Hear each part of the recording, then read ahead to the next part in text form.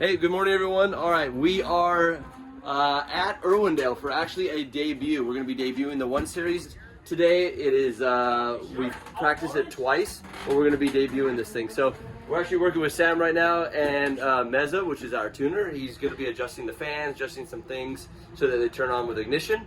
So let's go check out what we have going on. We just unloaded the car and everyone's basically getting ready, getting everything all set up. So we will do a proper walk around later. I just want to show you guys kind of what we're dealing with and what we're looking at. This is an M50 turbo setup in here. So super nice, really clean, super easy to work on. We just did a new cam sensor in this thing just because we're trying a different style, an S54 style, mainly so that it has a little bit different response and we can change how it picks up, how it starts, and I believe also redline, but I could be totally wrong on that. And then in the rear, super simple, it's all wide fab feel, winter's quick change, and for this event, this is a Hotpit autofest. So we have to run a 300 tread wear tire. So we chose the 265 3518 300 tread wear from Federal. We've been running Federal for a couple years now, so we know this tire works. This is a great like practice fun tire. So that's what we're going to be running for the entire event. And that is the rule to be able to keep horsepower down. Also, we're going to be turning the horsepower down. Good note. I think we're going to be right around 600 for this weekend, just so we can have fun and party and not kill the tires. So let's kind of keep looking around. So check this out. We're in tech line. We're actually at the back of the tech line because we were messing around with alignment settings, but we're in tech line. We got this guy over here. Woo, he's in the Z up front, supercharged Z. So that's a super trumpet. You thought a Z normally had a loud trumpet sound? This guy is It doesn't even sound like stop. super trumpet. Trumpet 5000. Like But he's got the winning glasses on. See that? Motul right You're there. a hater. You have a heat wave beanie on and a heat wave shirt on, but he's got the right glasses on right there. Look at that. Motul. hater. Motul. So anyways, we're basically just waiting in line for tech. They're gonna do some tech stuff, check the car out, make sure it's all safe and ready for us to rip it around. And we're gonna go send it. I'm super excited. There's a lot of things we did change. We actually got it all towed in and ready to go. So this guy's been working double time hard over here, running back and forth and fixing stuff in the pits, and that's basically the beginning of this. So the next part is we get to jump out. So there's a driver's meeting here shortly, and then from there we get to go out on track. So hey, I know this is the coolest car in the paddock, but check this out. This is actually Daigo's car. So they brought it over from Japan. Super nice. Obviously it's still right-hand drive, but this is the car that changed everything in drifting. Literally changed absolutely everything in drifting was this car. So I'm gonna ask him, is it okay if I can look over? Can I look at? This is the car that changed everything. Literally changed absolutely everything in drifting. Super cool. This used to be a convertible, but yeah, now it is not. They made it into an actual hard top. So normally this thing comes off this way and that way, and then they put it as all one piece. They have a new driver driving it, but this is still it's still the original 2J that literally started all of our wars. I mean, our drifting high horsepower war started because of this car, which is super rad. But woohoo, 2J. So super cool seeing it out here. That's what's the nice part about Hotpit. So really anyone can show up. You can bring anything. Last year, actually ended up winning the championship on a in my streetcar in Sally. So there's all kinds of levels of cars. There's this thing behind us here. There's this new beast that we have brought out. But I just want to show you the difference in all the cool cars and everything. So look at this guy too, camera guy. What are you doing, man? Full audience start doing this universe behind you. Like, yeah. Exactly. Of the car. So, and then if you want to look, nicest shirt around. You got that on the front, the Rome CP logo on the back. So we have new logos and new branding and new shirts coming out very shortly. Oh, I have the same shirt on. There we go. All right, it's our turn to go to tech. Give me a second. Let's pass tech. We passed tech. We got our banners. We got our window plates, and we are ready to rock. So now I can show you guys the inside of the car. So this is, we're running the NRG seat setup with NRG basically steering wheel, NRG harnesses, NRG everything, Part Shop Max Hydro, and 4-speed GSR dog box. So this thing is gonna be super rowdy and super fun. But, oh, and cool suit in the back. Safecraft fire suppression system, and yep, that's it. All right, we're headed to driver's meeting. All right, so we just had our driver's meeting. Driver meeting is over, and now we are on grid. Look at this. We got the 2 1-series out front. Sam is right here. Look at that. So he's actually the one who built both of the motors. He's the one who designed the motors. He's the one who kind of set it all up. And the reason why we have the M50 turbos in here is because of this guy. So he thought they'd be the best. We'll build everything else. Some of the other stuff we built, but mainly the idea was to keep the car really light, but really like responsive and practical to work on. So we didn't like the stock motors that were in it. Also, we have these motors as backup, and we have these motors in our E36s. So the nice part is we kind of already know what's going on. Well, at least this guy knows what's going on with it. Problem now, we're too light. And yeah, we are extremely light. So I know you guys were asking about the weight of the vehicle. The weight of the vehicle is like 2750 with me in it, and with him in it. So it's quite a light vehicle, but you know, there's not a whole lot we can do about it. It's that's just what it is. So we'll have to gain weight to go into Pro 2 with the vehicles, but the way they sit right now, they're quite good. Look, this is the drift god right here. Old senior citizen. The senior citizen drift god. He's even holding the cigarette the right way. I know. Sideways. I know.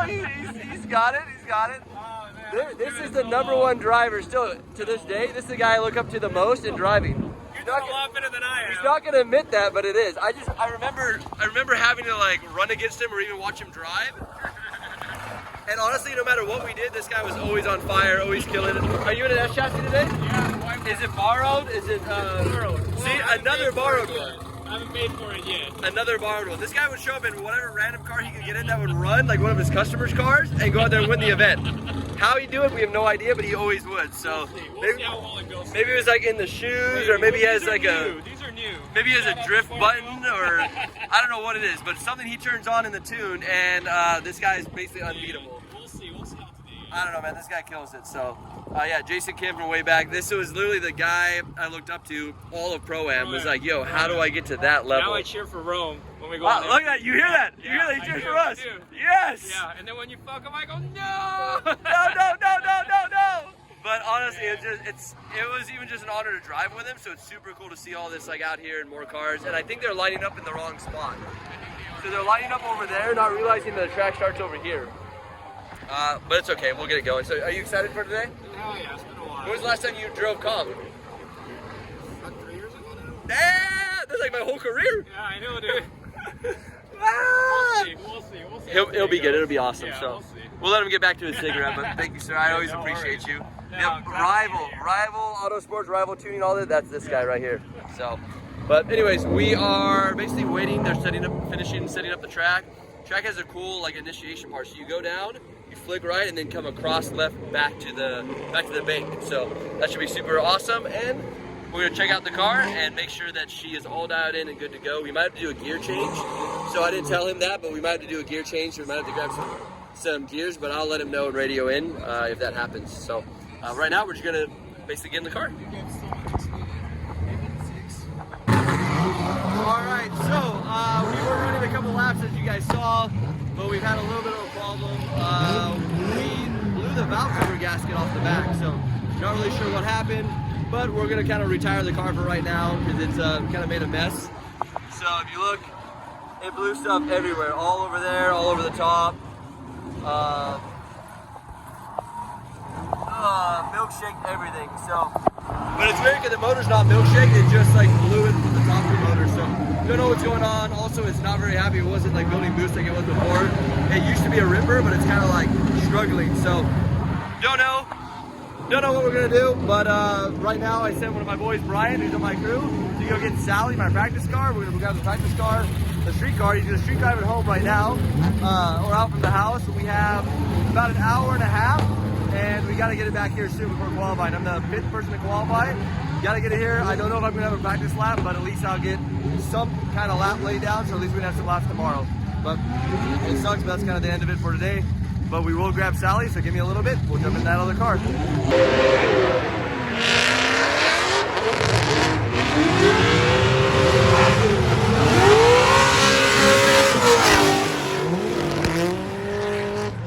Look what just showed up. Special delivery. Yo, thank you. Got you, dude. Thank you so much. Look at that. This guy ran all the way back to the house to go get the car. But it's here. How to drive? Good. Awesome. All right, we're good to go. What are you jacking up on? The Express. Okay, cool.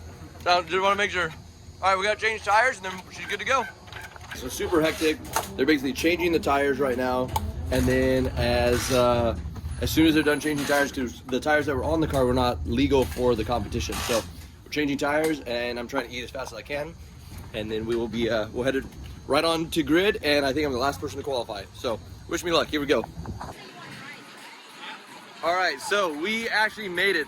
The guys got the car back together. We got out there. We laid down a qualifying run. We don't really know what we scored, but at least we put a score in, so we will be in it tomorrow. So this video will continue with us getting to do some tandem laps, ripping around, and Sally came through. I mean, my buddy, Brian literally street drove this car here less than 20 minutes ago. I got here, we went out there, and we were probably like 4 or 5 guys we had to wait for, and then we were the last qualifying to run in the night. Laid it down. Hopefully the judges are happy, and we get to run and practice tomorrow. So cool. That's probably it for today in the video. But hey, thank you guys for watching. Thank you for enjoying our struggles. It's not always fun in games and racing, but we do enjoy all the camaraderie and homies helping us out and everything. So thank you, Brian. Appreciate you guys. Couldn't have done it without you. So stay tuned. There's more to come.